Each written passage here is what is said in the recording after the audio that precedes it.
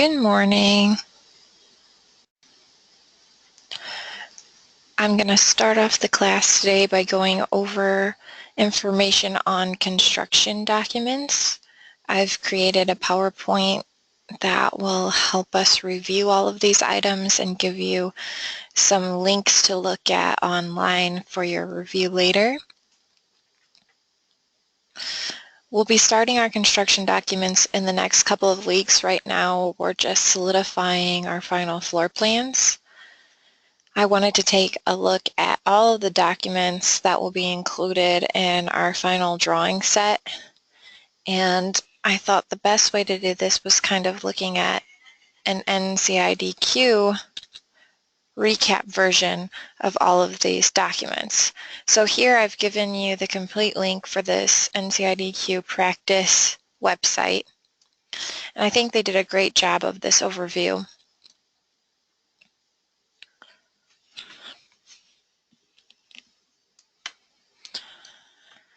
So here it says, no contract documents for success on the NCIDQ exam.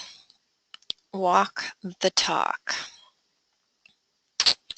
There's a saying about talking the talk versus walking the walk. Basically, it means you need to support what you say, not just with words, but through your actions.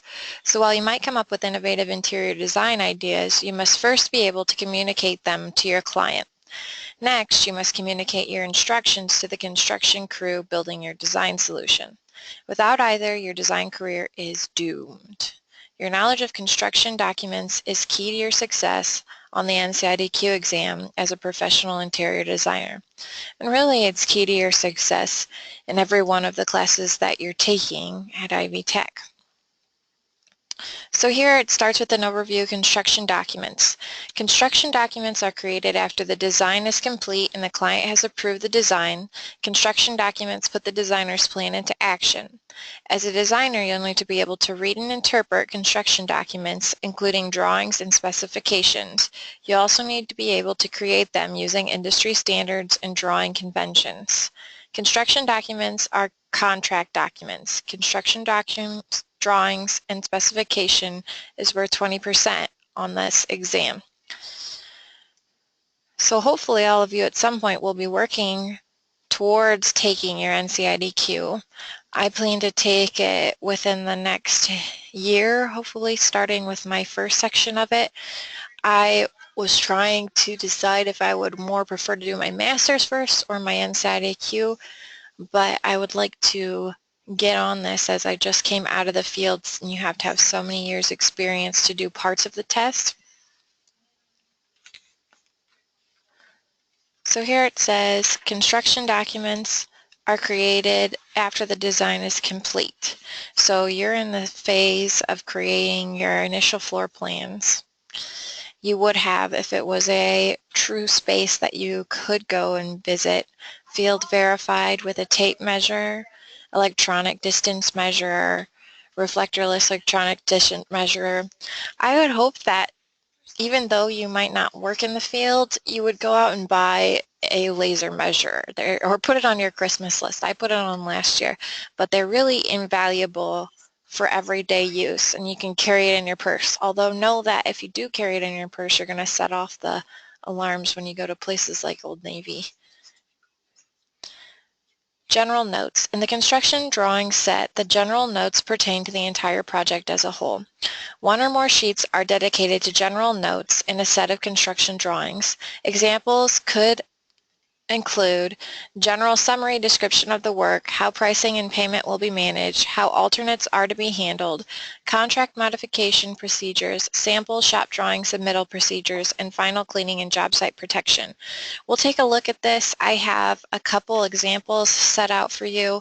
Some are my field experience drawings. Another is a set of drawings that a coworker of mine had worked on when she went back to school and she was doing a class similar to ours, and I think it's interesting to look at what other schools are requiring their students to do. She too did her class in an 8-week setting, and it's pretty substantial, the work that they were requiring, and it should give you a good benchmark of where you should be at and what kind of quality of work you should be able to do in 8 weeks. Also, I have some online examples that I'll pull up just randomly from Google searching, which isn't always an uneducated way of going about getting different drawing examples, but I'll talk about that process later too. Construction drawing standards. Although projects vary, there are common standards applied to construction drawings in terms of sheet size. The sheet size is determined by the size required to draw the floor plan on a single sheet of paper. Standard sheet sizes are based on 3 systems: architectural, ANSI, and isometric. Title blocks contain identifying information about the project as well as data specific to each page. Some examples include sheet number, sheet name, contact information, project title, project number, professional stamp, scale, north arrow, notes, key plan, space for drawn, reviewed by, and revision date.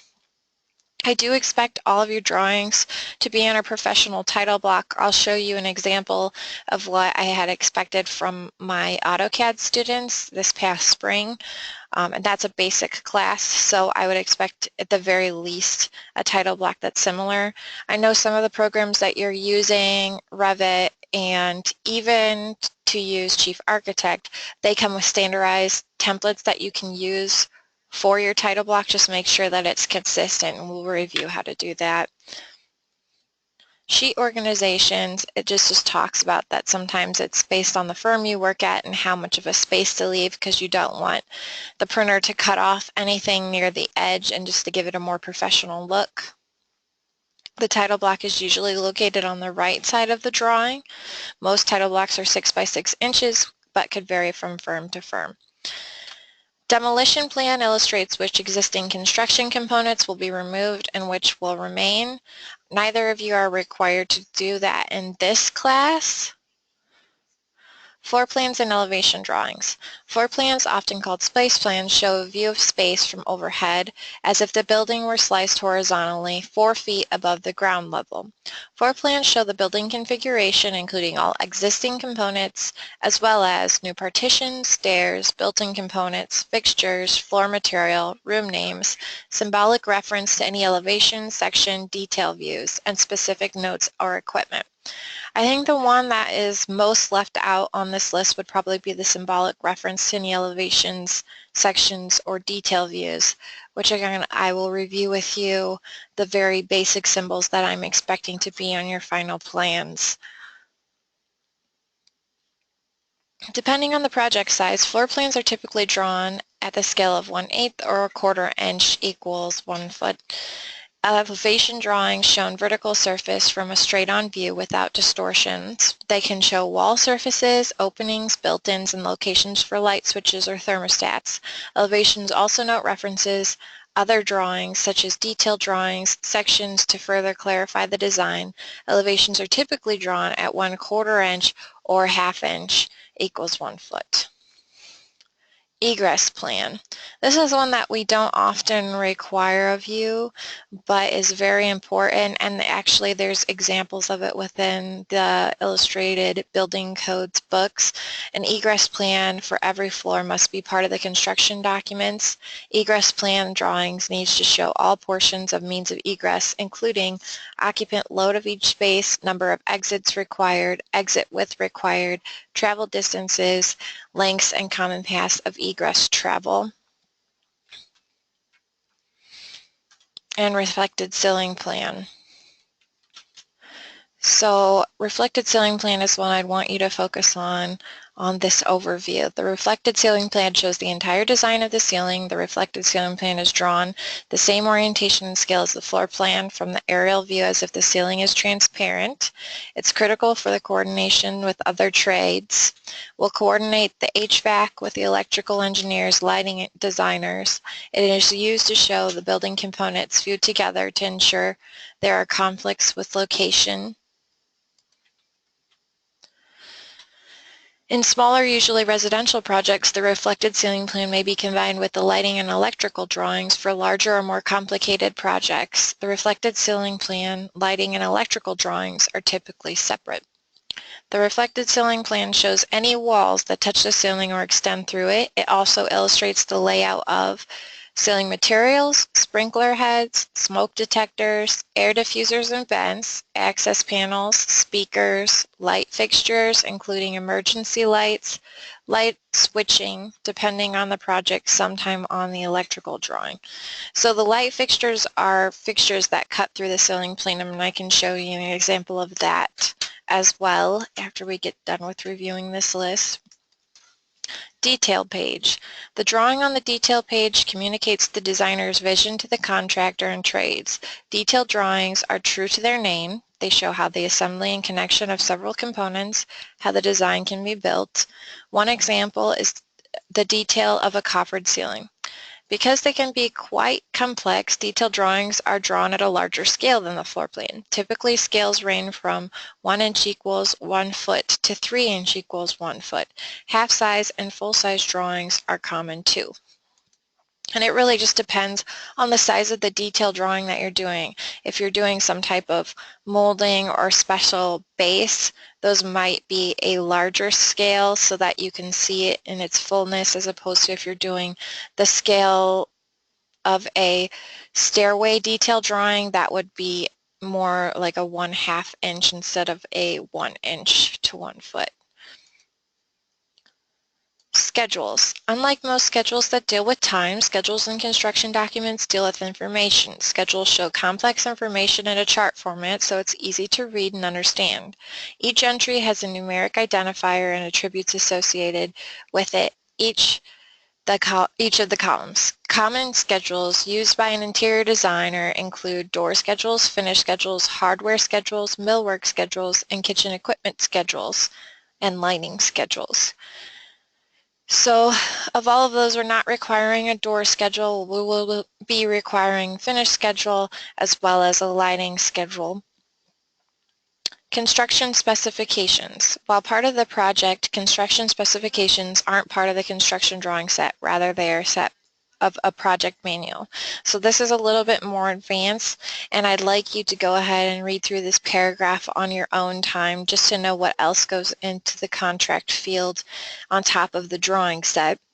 Then there's perspective specifications and construction and installation standards and performance specifications.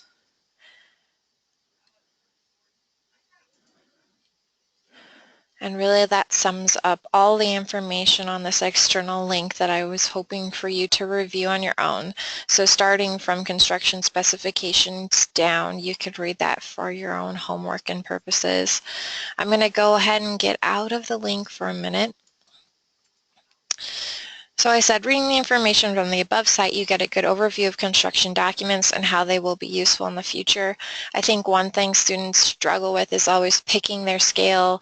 Floor plan, by this time you know that it's going to be 1/4 inch scale, but elevations can vary. I think we get caught up in the details and thinking it has to be 1/2 inch all of the time. And really, as I said, you could have a detail that's much smaller and needs to be blown up larger, or you could have a larger detail that, in order to fit on a readable page, is going to have to be smaller. So it really just depends, and there's lots of great examples out there, and we'll be looking at some of those today, and we'll be looking at a past project as an example for you as well.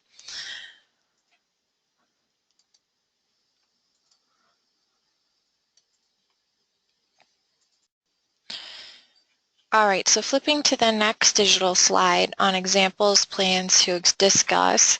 My first is a link that just pulls up a reflected ceiling plan with sprinklers and also includes existing lighting.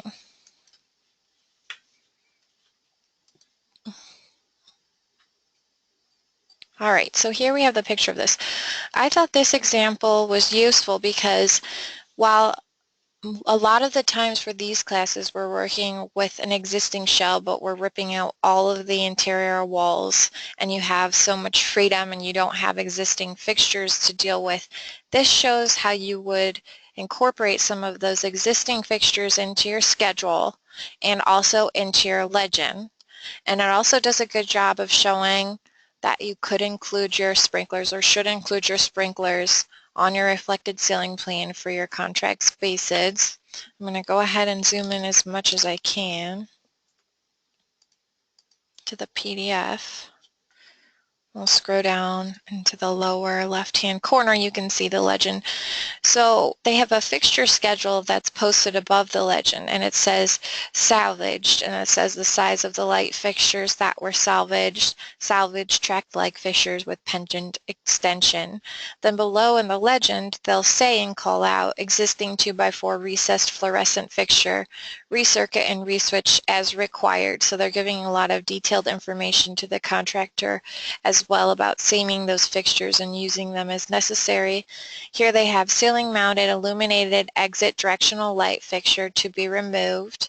So they're removing these, but then they're replacing them with wall-mounted illuminated directional light fixtures with fixture extending no more than 4 inches from the wall and mounted just below the ceiling. So that way we know if we're getting rid of this, how are we controlling the egress of the people within the building while we're going to replace those with these wall-mounted illuminated fixtures. Approximate location of sprinkler fire protection note. So here they just have a teeny tiny symbol that represents their sprinkler head that they want to include. A good ballpark for the spaces that you're using are anywhere from 15 to 20 feet, and it kind of depends on the system that you're using. There's wet and dry and chemical, and all of that can be reviewed within the Building Codes Illustrated book. Existing smoke detector to be relocated to centerline pair of doors. And then here they have new smoke detector center on pair of doors. So it's not only as cut as dry as go ahead and pick whichever fixtures and symbols that you want to have. Sometimes you will have existing fixtures and you have to say how you're replacing them, how you're using them, and in that case the general notes become more important. I know you haven't dealt with a lot of general notes in past projects because it's hard when they're more fictional to come up with this information, but here's an example where it says one of the general notes, refer to plan on drawing A-31 for location of wall-mounted emergency light fixtures. Provide alternate power source for exit directional fixtures, either battery or by generator circuit if building is so equipped. So there's a lot of details that can go into these plans. On top of specifying the fixtures, you also have to think for those that are battery powered. Here they're telling and calling out the purchasing of those items as well. And you have to be really specific. I've had lots of times where I was specifying light fixtures and there's 10 options, and I have to say if I want it to be a brush fixture, if I want it to be what kind of light bulb to illuminate the fixture, make sure that I specify LED because the contractor is putting together a budget for the project. And if I don't call it out in the general notes, oftentimes they're not going to ask me. I'm the prompt for them. So they will go out and buy whatever is the cheapest. So it's really important if you have all of those details specified to include them within the general notes as well as in the schedules. And sometimes they won't look as closely at one or the other, so it is important to have them in 2 places if possible. So that was just the first example. They didn't have any of the HVAC in this legend, but I think this was more dealing with how they were going to replace and use certain fixtures for the egress. So I'll go ahead and close out of that link. I was going to check my hard drive really quick and see if I could find an example of a full drawing set, and if not, we can go out to Blackboard because I think that I had uploaded it at one point to my spring AutoCAD class. So I'll escape out of the PowerPoint really quick. All right, so I was able to find on my external hard drive the example of a old co-worker's work from a different school, but it gives a good layout of all the drawing sets that are required within contract and how you can organize your drawing set and label any extra information and graphics that are involved, and even how to index. It goes a good example. So she's doing the Evergreen Jewelry Store Southside facade, and this is her first page of her drawing set. So here in the lower right-hand corner, you can see it says CS-1 for cover sheet. And over here in the drawing index to the left, you can see what each of those means. So here's the CS-1 is cover sheet. Then she has a labeling of all of the architectural drawings, which are the A sheets. So A1 is base building plan, A2 is appraisal room, A3 is appraisal room communication, electric security plan, A3 is A4 is the cabinet plan. So she gives all of these plans on separate sheets, and then she has it labeled within her drawing index, so we could easily page through by looking at the lower right-hand corner and reference the C or A numbers as they go with the indexing. On the first cover sheet, she gives us a good overview of what the exterior looks like and labels that for us so we know what part of the facade we're looking at. And then she gives a site plan, so you have some idea of where it falls locally. And then over here she gives any abbreviations that she's using, some basic project information, and the project information is separate from her title block because she doesn't want to get it too packed with information, but notice that the title block does fall on the far right, which is pretty standard. And then she has some code compliance data. So here she says building code notes, automatic sprinkler system, occupancy, business assembly, and occupancy load, fire resistive requirements, 1 hour fire rating on exterior and interior building walls, structure frame, permanent partitions, shaft enclosures, floors, and roof ceiling. So this is good. Again, we were talking about how can the jury check for all the compliances with your codes. Some of that should be included within the profile or your presentation so that we know that you have fully looked at it. Of course, we're going to have 2 professionals review on top of myself I've already reviewed Katie's once through, and then I have 2 others lined up to look at her plan. Once you get your floor plan to where we can review it as a PDF, and I'll do a basic look for codes, but even after that, I know things will change within your plans after we've reviewed them.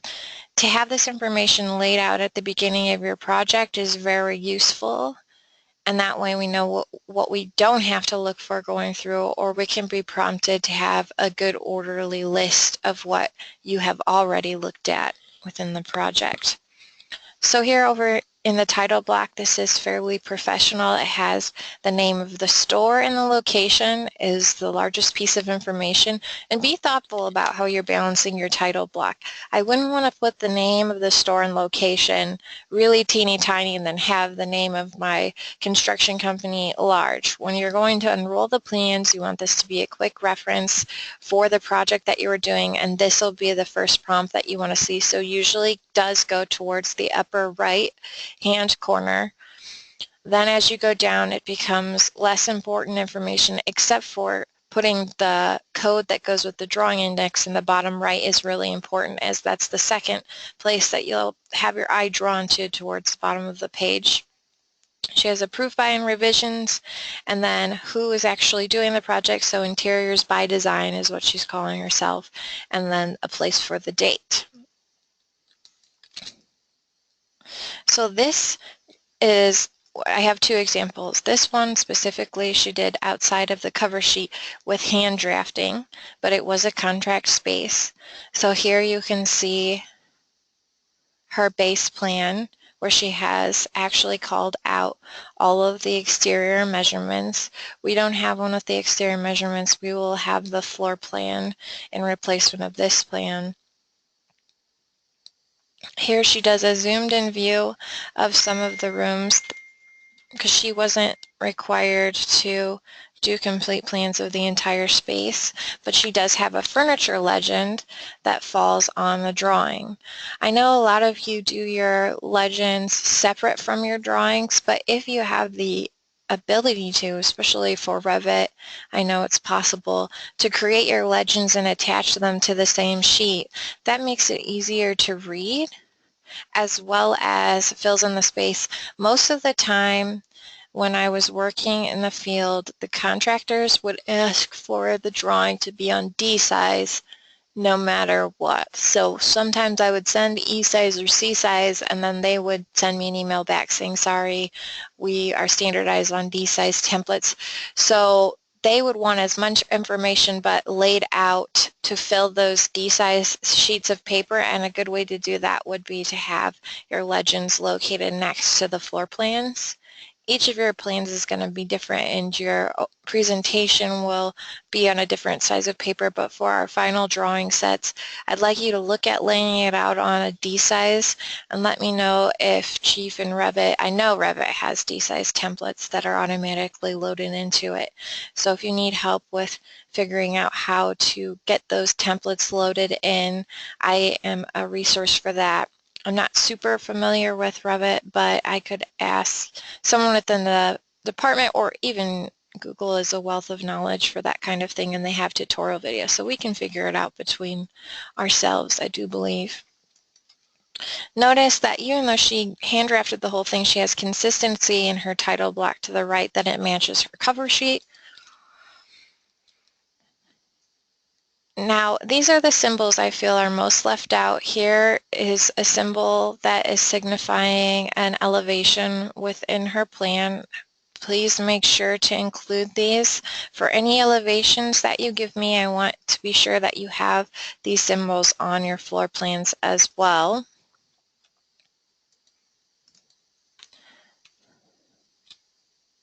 And here's where you see the references followed through on her elevations. So here I can see 3 on A4 goes back to 3 over A4 on this drawing, and that gives me an idea of what or where the elevation falls within the plan. So that's why it is so important. Now, what is it referencing? Here is her third elevation on the sheet A-3, so her architectural sheet A3. And then when we get into here, that tells us how to find it. So here we have her third elevation, but as it's showing up on our elevation sheet, A-4. So that's what these are referencing within the symbol.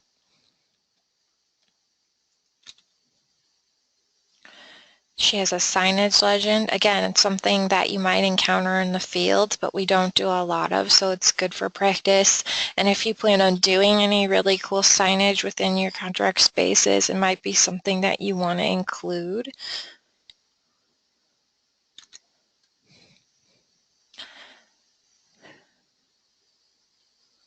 And here's where she is taking that base plan, and eventually as the class progressed, she turned it into a digital plan and made a furniture, fixture, and finish plan.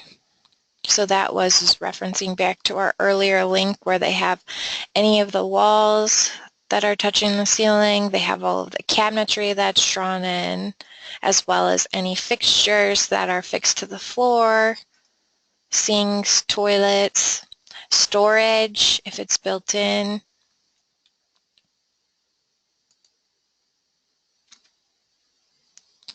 Here she has her detail drawings, elevations of those drawings, as well as a bird's eye view. So here we can see the same labeling system. Here you have the actual symbol, and underneath you have the label that goes with it. So cash wrap, elevation, and then the scale that it's drawn to. Now if she has them all at 3/4 scale, but it's good to have it referenced underneath the elevation as well as over here. I feel that's one thing that this title block is missing, would be to have a space for the scale of the drawings within the sheet. So because these are all the same scale, it worked out.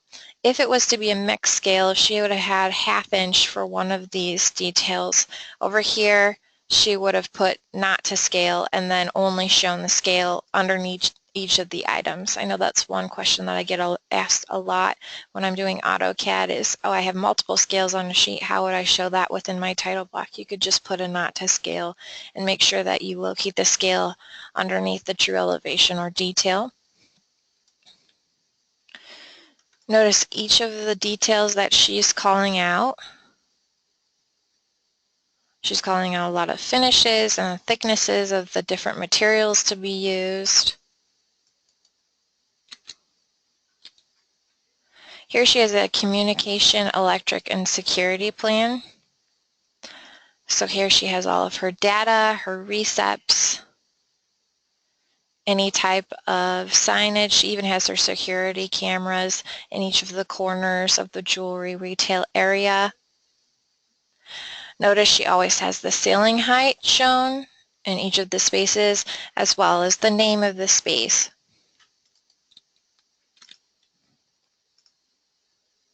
Wayfinding and signage plan, again, not something we're so concerned with for this class, but you will encounter it eventually. All right, I'm going to close out of this one. This was a project that I was working on where we had to figure out the details of the stairway. Now, I wasn't responsible for all of these details, but I was responsible. I would send the drawings of, for instance, this is a soffit. And I was responsible for saying what we hoped the soffit width would be as it related to the light fixture that I chose just for aesthetic reasons. But my responsibility was not to adjust the plan as it would actually work with the piping and ceiling once they tore it out. So I would give them a ballpark of what I was hoping to happen and imagined in my mind to be the best for the design aesthetic, and then they would send me back a plan like this showing where the lights were located in reality, how they would work with the piping that was existing, any lighting that was existing, and the materials that they were planning to use, and the codes. Notice all of them are labeled, so it references the sheet, it references the number of the drawing on the page. So a lot of times, it really depends on how you read. Sometimes people will put the first one here, the second detail drawing here, but they've located 1, 2, 3, 4. So however you think it will be easiest for your client or the contractor to read your drawings, sometimes the contractor will give you a clear picture of how they want the drawings to be sent that's easiest for them to read them.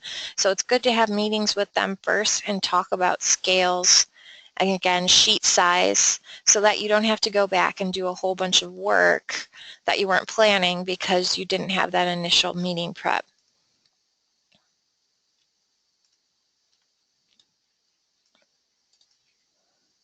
All right, I think I have one more that I pulled up.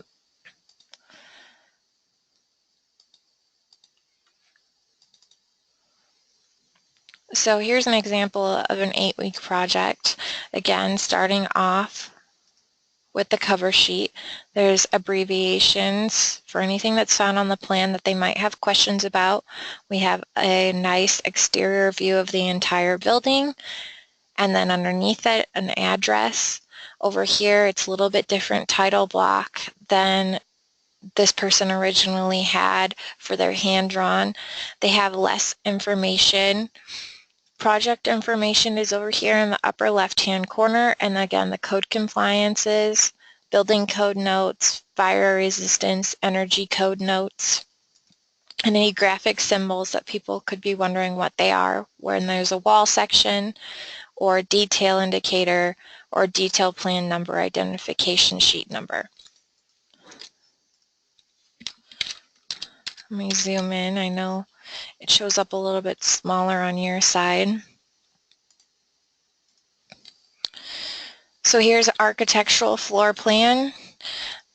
I don't require this many dimensions within the floor plan that you're creating, and it can become hard to read, but when you're using something like a Revit or even Chief, and all the times that I've requested from you to give me those measurements between things such as, and that more so for the floor plan or the furniture plan, but have those on a separate layer that you can turn on and off. So if there's ever any question of the relative spacing of the items within your plan, it's as simple as turning it back on and turning it off. That way you're not spending a whole bunch of time redimensioning things, and that way you're checking it as you go.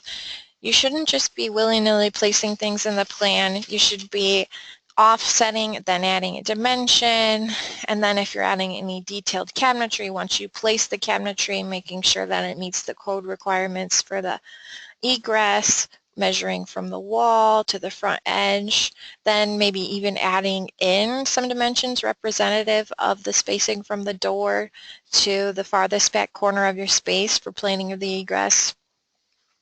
But you can never have too many dimensions, maybe in your final plans as you print them off for your jury, but for yourselves that you can toggle on and off. I would get into good practice of doing that, because I can't tell you how many times I've had something where even when placing the furniture, I had a floor plan and they had sent me the original architect plans. At one point we went out and field measured all of the floor outlets in the building, and that was probably 5 years prior to the floor furniture plan that I was working on. And they requested those dimensions because they wanted to figure out if they needed to put in power pools, and we had the ability to, I didn't think they existed at first, and then I looked in my layers and was able to toggle all of those dimensions on and quickly shoot them over a floor plan, as opposed to going out and field measuring and verifying all those outlet locations again in person. So it'll save you time, and it makes you look really good to the client that you have those dimensions ready to go, and it makes you look like you know your stuff. So let's zoom out a little bit. Here's an architectural legend where they say which ones are existing wall and new wall. So in this plan, they've combined demolition with their architectural floor plan, which is a possibility, but it's not something that's super standard to do. Usually we would divide those two plans out. Here's all of the construction notes and keynotes.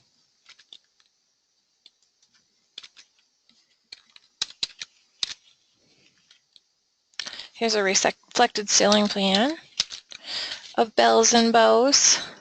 So here they're giving the scale. They're showing which way is north. I think this is another thing that got left out on many projects that I've graded in the past. Make sure we have some orientation of your building as it is showing up on your plan. North arrow is really easy to create, and I know for both of you, having experienced Chief and Revit, that they have automatic symbols you can simply place onto the sheet. So here they have all of their fixtures, and even how the direction, because some of those are directional light fixtures, so they show an arrow and how they're going to wash the walls. Make sure that you have all your ceiling heights again, and then the different labels for each of the spaces. You'll have sprinklers and signage. And over here they have the lighting fixture schedule. It's as simple as showing symbol, item key, and description. Again, these schedules are oftentimes things I see on 8.5 by 11 paper that could easily fit with your actual plan instead of printing them off in a binder. You could do it both ways if you need to fill space and you want to have a double reference within your project. Here they've also added the ceiling schedule, which shows me the acoustical versus the gypsum board, and directional signage, sprinklers, fire extinguishers. So they've separated the two schedules. It's perfectly fine to do that, or you can do everything on the ceiling schedule as one.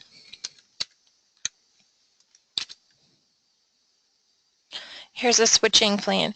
Now we usually don't separate the two plans, the switching plan, what some call lighting, power, and communication plan, or I call a mechanical plan. We include the switching and our outlets and data all on one plan. But here's a good example of it because it kind of breaks it all apart. So they're showing the switches and the dashed lines with some thought put into it so it's not hard to read and not completely overlapping. It's always good to think about, if I'm going to connect these and all of these, how can I make sure that these are all looping to the left and this is looping a little bit inward so they're not crossing over each other, and then it becomes confusing for the person who's trying to read the switching plan to figure out which switch controls which set of light fixtures. And here they have the schedule for that. So again, this would fall on our mechanical plan, and then they show their lighting fixture schedule. furniture and fixture plan. So for this, we would just call it our furniture plan. They have the whole cash wrap because it's built-in cabinetry, tables, and also anything built in as a display case for the different items within the store. They're showing toilets. They're showing all the wall built-in details and all of their storage that's built in the back storage room. But notice all of these references. Often forgot about. Anytime you're giving me an elevation, label it on the plan. Make sure it's clear for me to reference it as it relates with the actual pages of your drawing set. So over here we have A3. Here we have the furniture fixture plan, and then we have the label of A3. This is the one drawing, so it's 1 over A3. Finish schedule. You'll be creating a finish schedule, another item that can easily fit within your digital drawing set. And those programs make it so much easier for you instead of having, I know some of you might have past templates created, so it's not a big process, but from a couple past classes that you've taken. But otherwise, I know that Revit has an automatic finish schedule that's set up, and Chief, I'm not sure of, so you might have to create your own, which would be best done in Excel, I believe, from what I've experienced through past student work. But don't create more work for yourself if you don't have to. And then save those templates to a folder that's easy for you to access that you can use in the future for outside of school projects. Here we have floor finish, floor base, north walls, south walls, east walls, west walls. I want to know the paint for all the different ones. That way I can tell you if you have any accent walls. It also gives the ceiling type, the ceiling height, and any remarks. So these are, again, things that you want to call out to the contractor because they could be easily forgotten. So just the finishes. Is it eggshell? Is it satin? Is it semi-gloss? You want to make sure you're very clear on those within your remarks.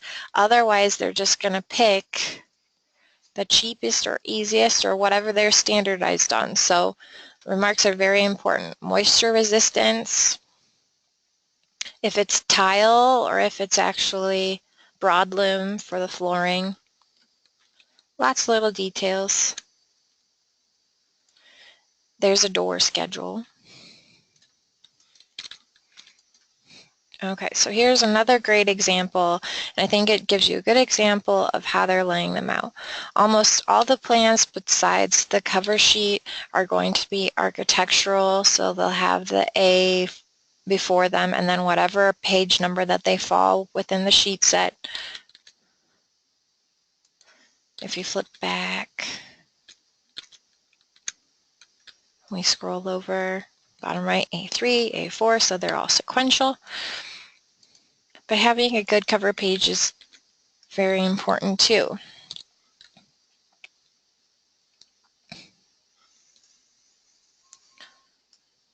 All right, so I will go ahead and close out of this.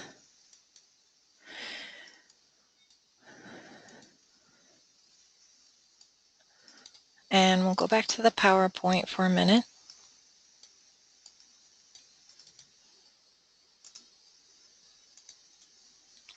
Okay, so I've given you some coworkers' experience returning to college and their project examples.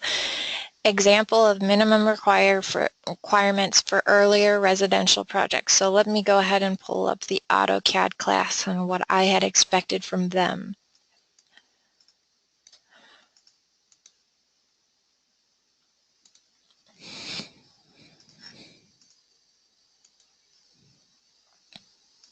And I think I pulled this up last class. There's a beautiful SketchUp representations from the final in that class. Let me go into class sessions. Should have been my last, second to last session.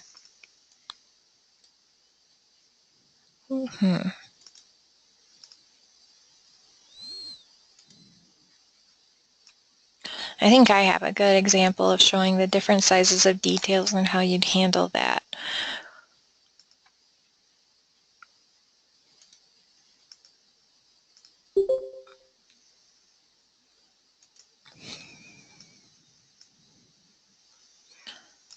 Oh, I think I actually downloaded this. So if I go out to my desktop, I should have the final drawing set. There it is. Okay, so here was the final drawing set for Basic CAD. Still had a requirement of using a basic template. This one was automatically brought into AutoCAD, and it was D-size. And if I zoom in to the lower right-hand corner, I think once we get into these more advanced classes, one thing that I do like to see is, or it makes a fun project, is to develop your brand, come up with a unique name, and create your own digital graphic or small rendering or even a photo that could go within your title block. So here we just had, this was my example, so I put student design, location and address. The project name was Boathouse. Here's where I'd actually have the house name and the location of the house in the major part. Here's some space for revisions and dates. Then down here I have the project, what type it was, what plan it is, it's furniture plan, the date that I did it. So this is really important. So when you're completing your final set, all of the dates should match on every single sheet. That way, if you have to go back and do a revision, one second. So that way I have the date that I turned it over to the client or back to the contractor, and then you would revise each and every sheet up in your revision dates, and you could see the change in the plan dates. If they're all over the place, then this doesn't become useful information when you go back to do your revisions. And sometimes I'll get it where students label the dates as the days that they've been working on them. So I'll have one that says 4/17/2016, and then the next sheet will say 4/21/2016. It really should be the date that you've completed your entire drawing set and turned it over, so they'll all be matching. Here's a place for the scale, which I said was missing from an earlier project example, and then again the sheets as it correlates to my drawing set. And cover sheet. All right. So here's my floor plan, reflected ceiling plan, mechanical plan with the mechanical legend,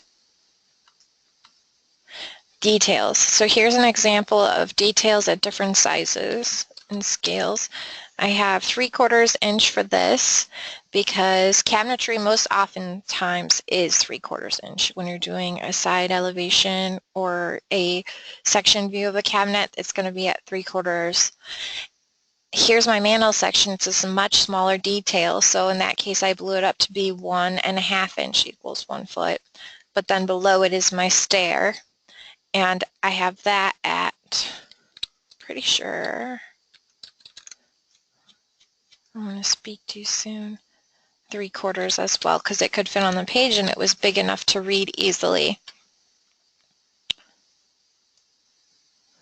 And then over here, I have varies, or you could say not to scale, because we've already called out each of the scales of the different details on the plan, so they know to reference on the sheet only, as opposed to looking in the bottom corner for the scale of each of those items.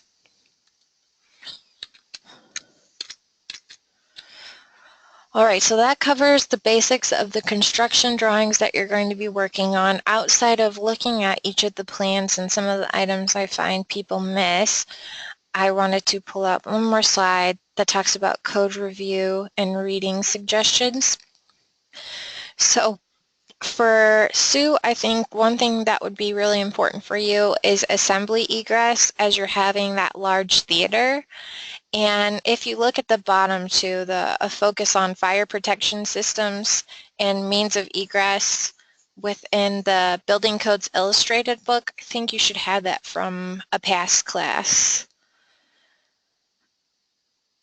Then those two chapters, if you reread them, and that way you can be checking for that assembly egress. And also important to you is flame resistance within that space. So what kind of materials are you using? So as you're making your finish schedule, if you're going to use those acoustical panels, something that you might want to point out to the jury or include in your finish schedule or in your furniture specifications is flame resistance within that space, and making sure that you've covered all of those requirements or even just touched on it. That way we know you had an eye towards looking at the flame resistance of a large assembly. And then occupancy loads, checking one more time through that. So these are the two main chapters. In my book, it's chapter 7 and chapter 2. So 7 for fire protected systems and 2 for means of egress. But they're really not long chapters. And then if you just go through with a highlighter and find the pieces of information that pertain mostly to your project and make sure you've covered them. That way we have 2 sets of eyes before we hand them off to 2 business professionals that are going to review them as well. All right, and that will conclude my lecture for the day. I think both of you missed the lecture, so you can just go back and watch it. Just know, Sue, that I didn't turn my screen on for the first 5 minutes, so it'll be black and you'll just hear me talking, and you'll have to bear with me in the first 5 minutes of this video. But I will go ahead and pull up. Do you have your homework uploaded?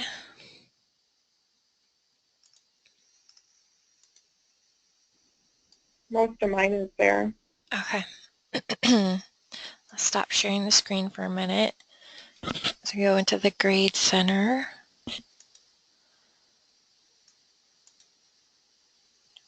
Needs grading. 29th, 5th. Critique 5, okay.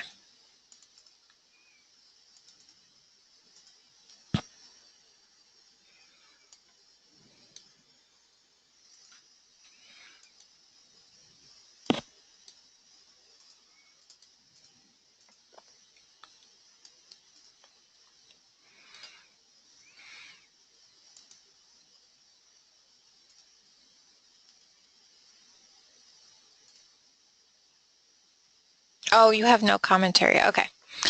All right. So I will go ahead and download each of these JPEGs. I think I can turn the screen back on for now.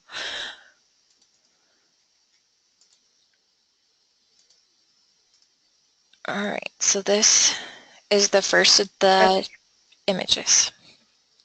Okay. So I am working from my iPad, so I will need to talk about the diagrams that you have there.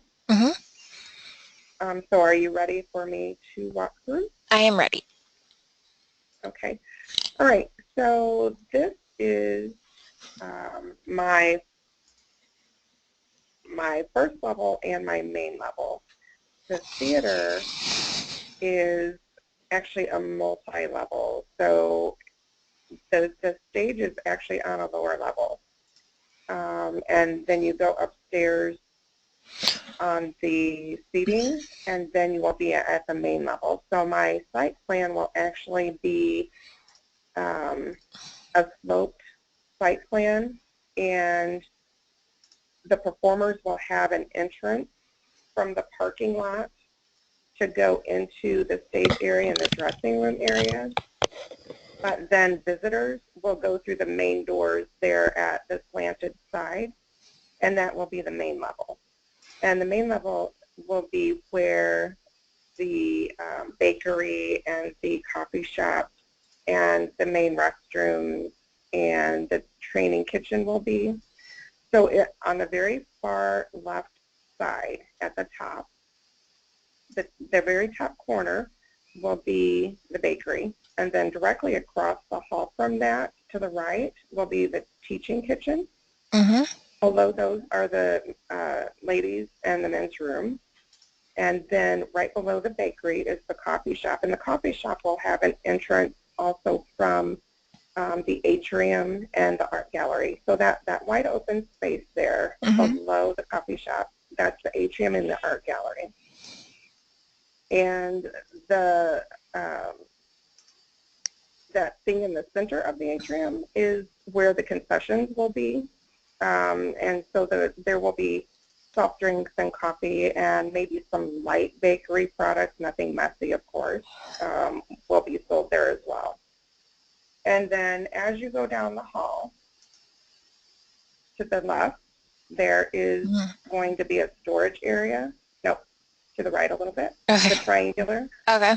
That will be the storage area, and it's quite large because there will be storage in there for the bakery and the coffee shop, as well as whatever else is needed.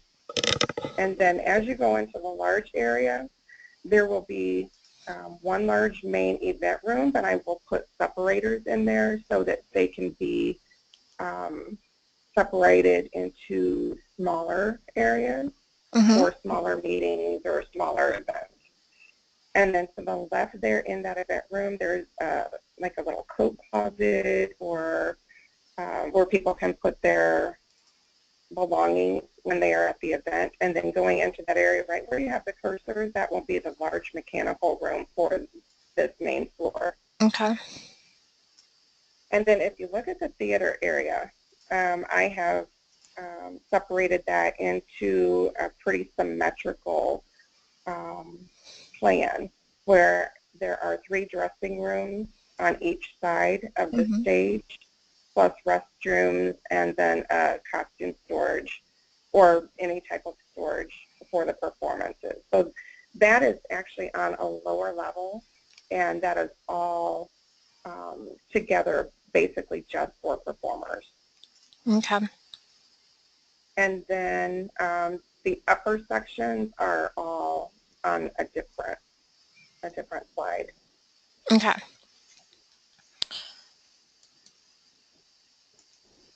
Removable. So should I skip to this one, the floor plan 3 upper level? Yeah, I just covered the first 2, the main and the theater level. Okay. Okay, so then this is the upper level. The roof above the theater will just be a flat roof, and then as I talked to you earlier about this, Allison, there will be some type of a covering, a raised covering, so that there can be some type of party or just relaxation area up there. So that will only be like the lower and the main levels. And then above the bakery and the atrium and all of that and the event center, that will all be an upper level as well. So that center section will be the receptionist area, and then I think I will continue the art gallery and probably put in some partitions there so there can be some display areas there in the atrium. And then up to, going up from there, straight up, there are some office areas, and I have to think about what that says. What does that say? I don't know. It's so teeny tiny. It looked bigger when I uploaded it. Is it your sound or your recording studio or? No. Oh, that's my vending area, my break room vending area is what that says. And then, of course, right below that are the 2 restrooms, which are directly above the other 2 on the other floor on the main level. Okay. And then going from the atrium down the hall, the little section that's open, but there's a wall there, that is just a rest area, sitting area, where people can plug in laptops or what have you and just kick back and relax for a few minutes between sessions or classes, or they can even use it as a collaboration area for collaborating on different projects. And then right behind that is the rows of classrooms. So those are all different classrooms, and some of them I may put in sliding partitions between them so that there can be bigger areas, especially if this space will be used for performances. There's also a lot of the dance companies have, like down here it's Jazz on Tap, and what they do is they do student sessions for guest artists coming in who do training of new techniques and so forth, as well as having a performance. So they typically have classes before the performance, or the performance and then classes. So I'd like to put maybe some sliding sections in between some of these rooms to make a larger area so that it can be used for different dance classes or karate classes or what have you. So I'd like to even make those classrooms a multi-space, multi-use area of the building.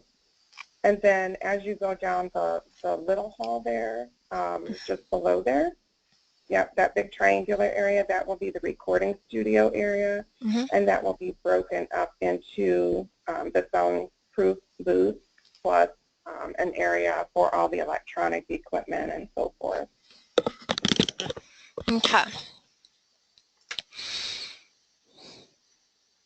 Angled walls are always so much fun. We'll be interested to see how this space will lay out with actual furniture in it. Let me go ahead and try to open up your other JPEG here to see if it gives me a clearer view of what's going on. So let me think about this. Here we have the atrium. Where are your elevators? Here's your stairs. Well, that's what I was debating on. I was actually thinking of maybe putting a glass elevator right below where the coffee shop is. Over in here? So more near the door area, the atrium area. In here? Like right up in there. Okay. And because I'm going to have windows there, very large windows, so I thought maybe I could put a glass elevator there and have it something where you can actually see through from the outside. Okay. I guess I'm just still a little bit confused on the leveling of the building. So this is all on the main floor, all of these in here. But in here, you're saying... Well, the entrance to the seating area will also be on that floor. And then you go down those stairs where the seating is. So it goes down lower. It goes into a lower level. Okay. So this will be all flat. And then the main entrance to that. So are these, I guess I'm a little bit confused by the drawing. Is this is a door here and a door here? Yes, those two sets of stairs go from the dressing room area and the backstage area up to the main level.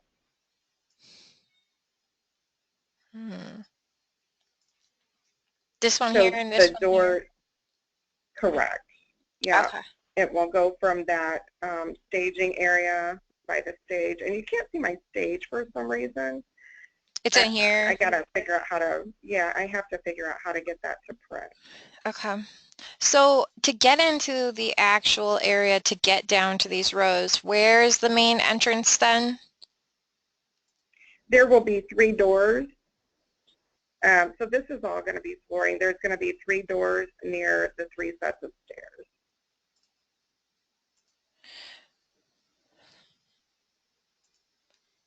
All right. So there'll be a door there and a door near the center. Okay. Yeah, and a door over there by that side. So is it that you walk through so where is just the what would I say, the pathing then? Is it that the doors aren't going to be back here and then there's some type of shelf or landing and then the stairs? It's more a door that goes straight out onto the stairs? No, there's going to be a landing there. Okay. When I do the 3D, it's much easier to see, but I didn't put all the floors in because then I lose some of the visibility. Mm-hmm. So once I put all the floors and the ceilings in, it will be much more apparent. Okay. Yeah, I think I'm just getting thrown off because it has some dimensionality to this, so it looks as if this is all a flat plane and then it drops down, which I think is what you're saying is happening, but then these stairs fall on the flat plane, so it becomes confusing because it looks like they're just hanging out here. I don't know. It's hard Yeah, to... the stairs are actually below the flat plane. Okay. So there's actually a floor above those stairs, So they're and it recessing leads up down. to the floor in the hall. Okay. You're going to have to help me out with that one. You're going to have to... Yeah, once I get the 3D, All the right. visual will be much better, and once I get the floor planes in there, it will be much more apparent. Okay. I think if it was just more of a PDF than a screenshot, and I understand you're working from your iPad this morning, but if I could see it maybe then to see the down arrow of the steps where you're cutting it off, and I don't think you, from Mm-hmm. what I think is going on, maybe when you go to do the floor plan, and it could just be figuring out Revit and how it works to finalize your floor plan, but somehow I feel like this would really cut off somewhere in here and you wouldn't see the rest of the stairs going down, that they would fall underneath. So you just have Okay. the cut line and then you'd have the arrow going down to signify that the stairs run below. But Okay. then this to me, there'd be, some type of ceiling going over the rest of the stair, almost like an enclosed Yes. stair. Okay, so Correct. then it goes down and it ends up in these hallways, which take you, are these hallways then? These are halls between, Yes, that okay, is a hallway. So those lead, there's like a waiting area for performers there. okay, That's why it's so big, okay, so that performers are waiting there to go on stage. all right. And then you have your dressing rooms and your restrooms.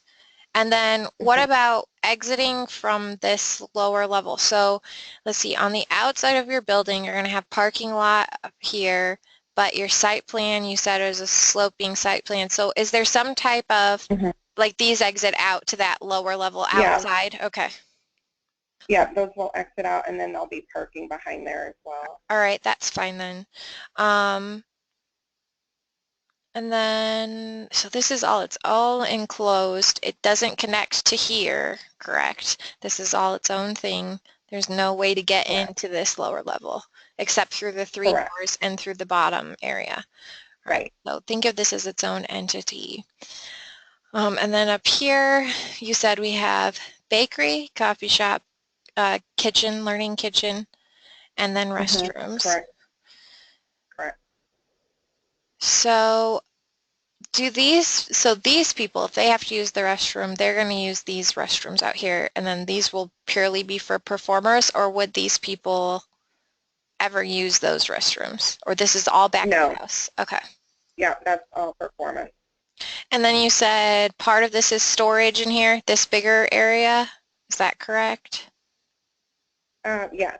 Okay. There's costume storage and then restrooms there. So All the right. bigger area is the restrooms, Mm-hmm. which will be split, and then the smaller ones are the costume storage or performance storage. Okay. And then you have your stage here, 2 exits, which is good. You'll have, you're saying 3 doors. Yeah, I think I'm more interested to see how this space will lay out. What about these stairs here? What does this tell me? That's actually going up to the third level, Okay, or so the second level of that facility. so you have the one set of stairs, an elevator. Um, I feel like I wish I could do an overlay of the second story. One second.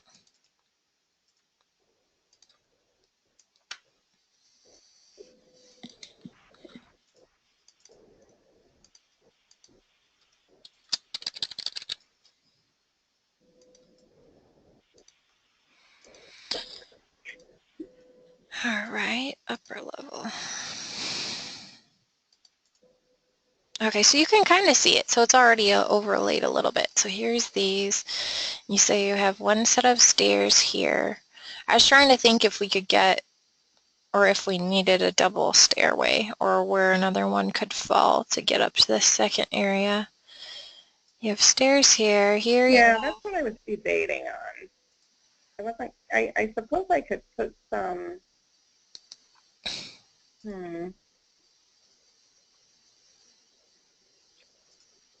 yeah, I just wasn't sure.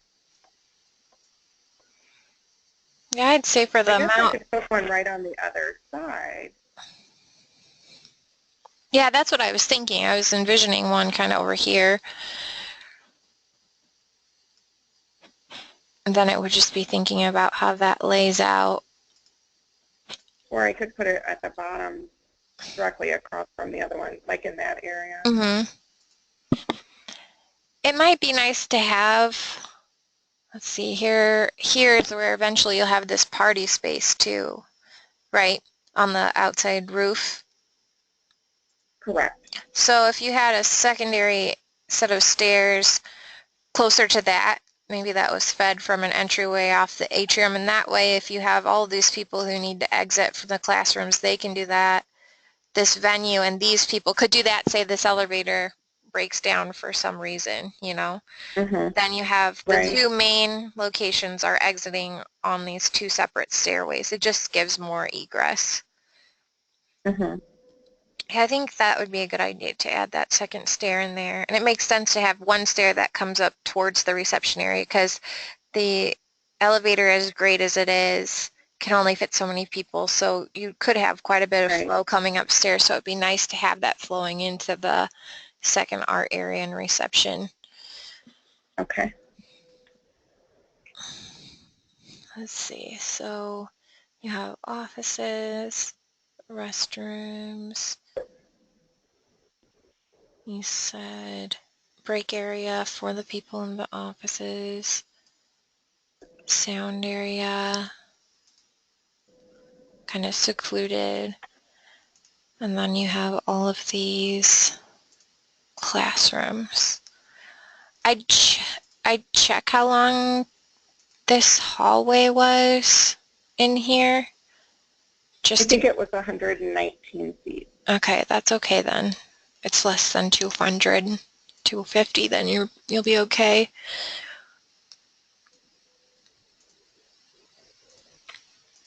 Lounge area, which is lines up with this.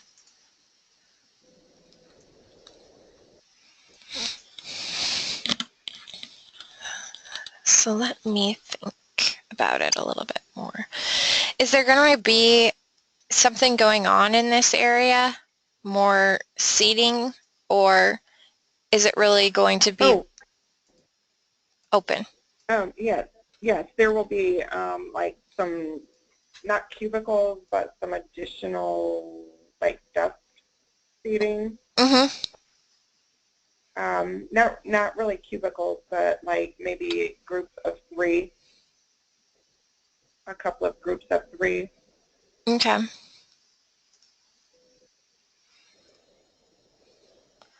So when you say not cubicles, are you thinking of a pod that radiates out where it's kind of in a spiral design group of three and it just has it doesn't have the high walls of a Right. traditional Yeah. cubicle, but it's more open plan? Mm-hmm. Okay. Yeah. Let's see. Reception area. If So let's think about what we have going on up here. You might want, because you're having this venue, so the party area is out there. Your main kitchen to support that is downstairs, correct? If you were Mm-hmm. throwing something. You might want a secondary elevator as well that only is for staff that is trying to get food up to that party venue. That maybe even Okay. connects, I don't know, somehow in this corner by the stairway. But that way, can you imagine if they're in the kitchen, then they have to ride up with all of the customers to get up here with carts. Mm-hmm.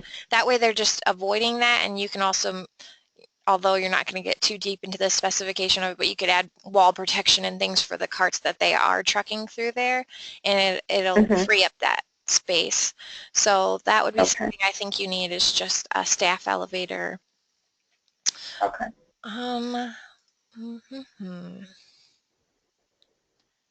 Got your acoustical that you'll be working on.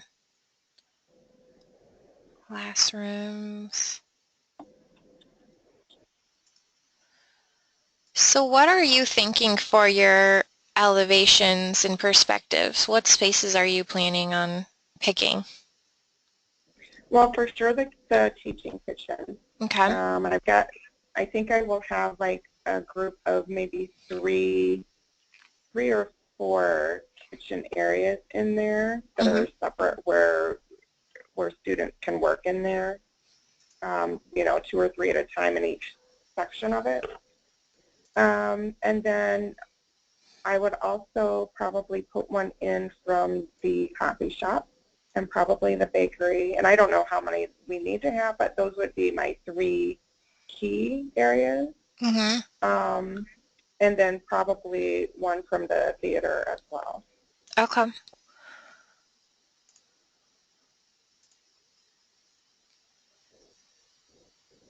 Yeah, I know we can review all of them that are needed. It's changed a little bit because we're looking for a full building section now, which is different than originally taught. So that took place of some of the extra elevations, but those sound like good choices. I'm trying to think if there could be smaller areas that would be important.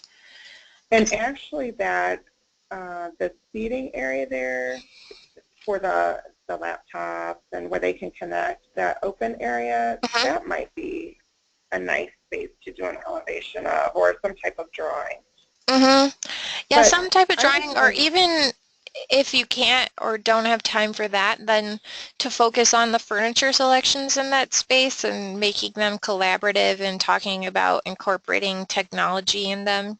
Since it's a place to kind of plug and play, they could have the tablet armchairs with the USB ports and all of that fun stuff. So if you can't do an elevation, at least having a very interesting rendering aspect to your floor plan, or bringing in those, that's another thing where I said bring in the blocks from the manufacturers. They definitely have symbols, Revit symbols for furniture like that, that shows the tablet arm and kind of each of those plug-in ports. And then if you could just show your furniture specification and talk about the things that go along with it, that'd be an easy way to cover that. I was actually going to ask you, what you said, the building section plan. Not what plan. Exactly? So it's just a full building section. Building section. So let me see if I can find a good example of that.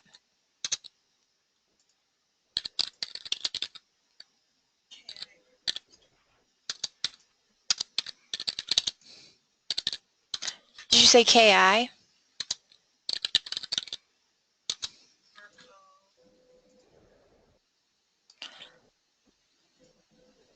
All right, so here's showing a full building section, as opposed to when we usually do an elevation, it would just be, you know, only the bathroom, only the laundry room.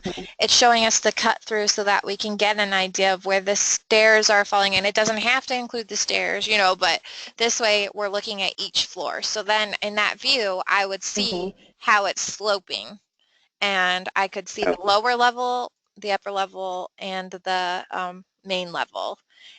And so I would choose, in my opinion, the easiest, which I had kind of pointed out at one point on Katie's plan, would be to do the elevation facing the entry door for her, because then it was the least amount of detail. Now, Revit has a little more capability, and it, I believe, does this automatically, although you'll have to have built the exterior walls. So if you're not going to do all of them, then I would pick the easiest part with the least going on. So unless, sometimes it's empty space is easier and it seems more difficult. So for instance, your atrium. that might actually be the easiest space because it's just a giant cavity. You know what I mean? And then you'll Right. have a dead end up here with the cavity, but it could be cool because it'll show that glass elevator at the bottom and how that Right. goes up to the second floor. I don't know the capabilities of Revit and how you do that. So if you drop in an elevator, I think they have blocks for that kind of stuff. Then what does that look like? Maybe that's really easy and cool to do using their BIM library online that you can just put it in. Or even fake it by starting to draw in Revit again, where you get it to this view and you can see the cavity, and then you know there's an elevator here, so you draw, you overlay with trace paper, you draw the vertical line going down from here and draw a cool rendition of that glass elevator as you think it would be. Okay. Don't get too torn up by the technical part of it. Don't get too freaked Okay. out by that. And then make it more about representing the visual. So it won't have any furniture. It's more architectural, just showing us where the different walls fall and things like that. But Okay. that way, yeah, we would see the overall building, but then on each floor, it would just matter. It matters where you cut through. So picking the easiest part to cut through could just be the cavity of this and then the hallway leading in where you'd see kind of that coat area or on the first floor, and then maybe the seating area on the second. So we can talk about that with your floor plan. Let's go back to it. Okay. Like if you did a building section this way, but that's where those digital running programs come in really handy. And I bet they have a tutorial for that online as well. If you do section I view hope so. tutorial, it should be pretty quick and simple. There should be just a cut marker you throw in there and it cuts through the entire building. So yeah, give it a try. Let me know if it works out or what it looks like using your technology. I think I asked Katie to give that a try too, using Chief and show me. And then you would end up putting that section marker symbol, which I talked about earlier in the lecture. You can go back and watch on your floor plan. So then we could tell where you're cutting through and doing the section. So the section will just be a lot of elevations. It'll at least show materials and where your baseboard falls and all of that stuff. Okay. So it's not as daunting as it sounds, I don't think. I think the roof would be the hardest part for Katie because she has a kind of a mansard roof, and so it's a little bit different, and her technology doesn't draw it in for her. So just trying to figure out what the slopes would look like when you cut through all of the building. That's the hardest part sometimes. Oh, yeah.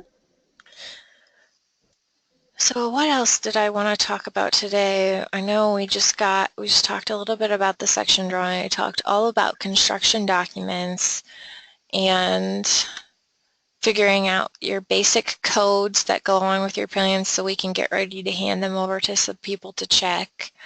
But let's go ahead and go back to Blackboard and review what's due for the next week.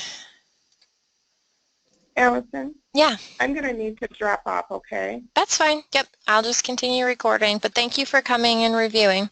And then I'll review your specifications. Okay. And then I will log in tonight and watch the rest of the video. Okay. Sounds great. Okay. Thank you. You're welcome. Have a great day. You too. Bye. Bye. Okay. So going back to the class sessions, going to session 5, design, development, construction documents. So for critique 5, you're required to, you have reviewed and received approval on your floor plan. So I have the PDF of your floor plans, and I'm going to turn them over and hopefully have them back to you by Thursday, having been reviewed by 2 professionals outside of myself. And then after that, you'll be working to finish your construction documents and finalize your drafting set. So you want to complete the following items: construction documents for all custom furniture, cabinetry, and architectural details. One of each of those is required. Floor plan finalized, furniture plan finalized, furniture specifications, finish schedule, and 3 perspective drawings. Make sure the construction documents note the scale and have any other proper labels or symbols. Specifications belong in your binder. Schedules may be drafted or typed and placed in your binder. So that was where I was pointing out today. It'd be really easy to put those schedules right next to the plans that they're associated with, as opposed to putting them in your binder, but you can do it either way. All right, so that's a lot. So we're jumping from the conceptual to finalizing our floor plan and then moving on with construction all in 1 week and 3 perspective drawings at the same time. So it's starting to get fast paced. On top of that, I have a reminder within the session that I said literature and samples of finished and furniture selections need to be ordered by this week. Now, I don't want to scare you. I say need to be, and maybe you're going to wait till next week, but really to have a realistic time that you don't have to worry about if you're going to be throwing it all together at the end and then being stuck with some fabric that you find at Joann Fabrics because you didn't plan ahead with your online resources for getting your fabrics. You want to get them by this week. And I've already had you work on specifications, so during that process you would have been working on recording the materials that you need and trying to reach out to those vendors. I realize not all vendors are going to supply you with materials, but I did tell you I have access to certain contract vendors and could supply you with 2 or 3 if far enough advance you had selected those materials. So if you haven't yet, then shoot me an email looking at different contract vendors such as Momentum, Maharam, Meyer Fabrics, Carnegie. There's so many that you could pick from. And if you can't find something that is the exact finish from your vendor, say you have a contract vendor, we talked about the difference between hospitality vendors versus the office vendors and how some of them have more images available. Hospitality tends not to have the actual CAD symbols available and you have to draw it from the measurements. They also don't hand out their materials as readily as some of the bigger manufacturers do. So if you have a line and we're looking for something similar and it's a leather, then do it as close to the spec as you can and find a material. But I'd much prefer you to use an actual contract material for your board than to go to a local Hobby Lobby or a retailer and buy something that's not contract at all and doesn't look like anything in your project. We have the time now, so let's just get ahead of it.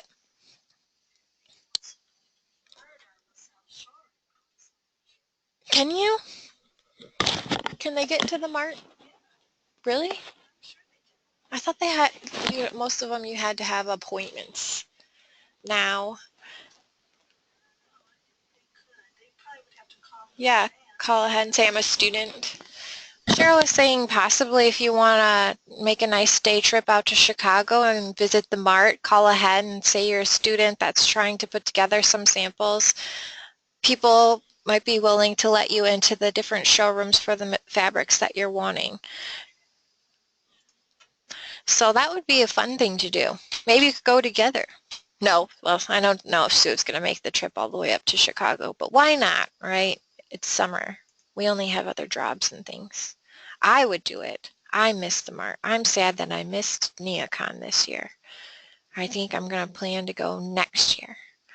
So those are some good resources. And a lot of them will, if you say you're a student, they will send you samples. So you just email the resource address, the contact us on their website, but it has to be far enough in advance because some of them are going to take a whole week to ship. So I also talked about if you haven't solidified all of those selections, then picking 5 or 6 of the different materials, you know, leathers that are darker and leathers that are lighter if you haven't made that decision, or you know it's going to be blue but you don't know the pattern. So pick a bunch and order them all, and then what you don't have, give to us in the library and we'll file it. But that way you're more prepared as opposed to less prepared.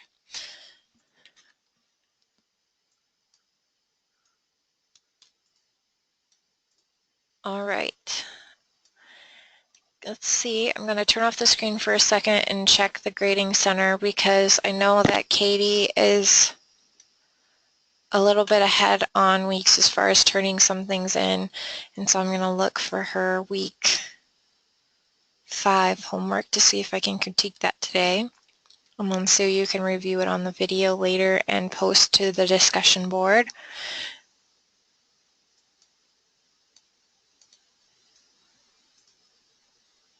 Needs grading.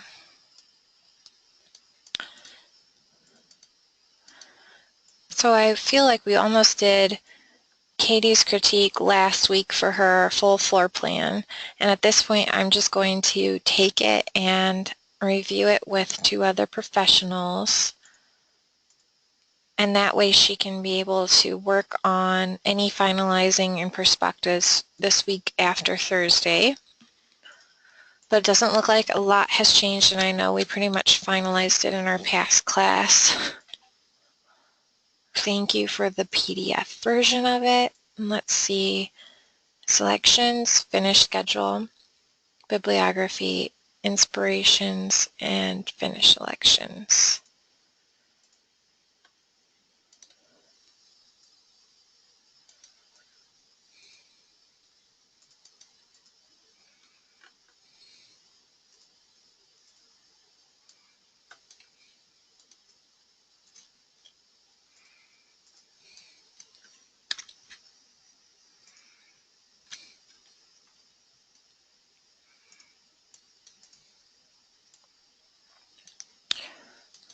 You might have an easy week then, Sue. I think we will be okay, although Katie will still need to give you a critique because the attached is similar to what was presented last week. So we can go ahead and wrap up. I'll make sure to post that discussion board after I get off of GoToMeeting, and then I'll be processing your video in the background and have that up to you before I leave today. So before 3:30 it'll be there to review. All right, thank you.